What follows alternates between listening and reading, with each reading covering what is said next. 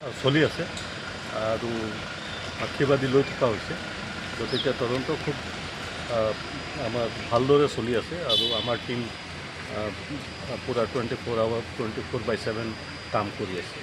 এই মুহূৰ্তত মই এইটোকে ক'ম যে আমাৰ তদন্ত ঠিকমতে চলি আছে আৰু সময় সীমাৰ ভিতৰত আমি কোৰ্টত আমাৰ ৰিপৰ্ট দাখিল কৰিম। 20 তাৰিখে ছিংগাপুৰ যোৱাৰ কথাটো আছে। কেনেধৰণে আপুনি আৰু বা আপোনাৰ যি সহযোগী সাজু হৈছে তাত গৈ কেনেধৰণে গোটেই আমি প্ৰস্তুত আছোঁ আৰু আমাক যিমতে সময় ছিংগাপুৰ অথৰিটিয়ে দিছে সেইমতে আমি ছিংগাপুৰত উপস্থিত হ'ম আৰু তাত থকা কামখিনি আমি কৰিম। Thank U. ছাৰ, আপোনালোকে ছিংগাপুৰলৈ যোৱাৰ পূৰ্বে সুমিত্ৰ শইকীয়াক লগ কৰাৰ কিবা প্লেন থাকিব নেকি? যে তেখেতসকলৰ তদন্ত যিহেতুকে চলাই আছে, যে গোটেই বস্তুটো যাতে আগবঢ়াই লৈ যোৱাত সহজ হয়, কাৰণ দ্বিতীয়বাৰ যদি তেখেতসকলে পুনৰবাৰ যাবলগীয়া হয় তেতিয়াহ'লে প্ৰক্ৰিয়াটো দীঘলীয়া হ'ব। এই বিষয়ে মই মন্তব্য একো কৰিব নোৱাৰোঁ।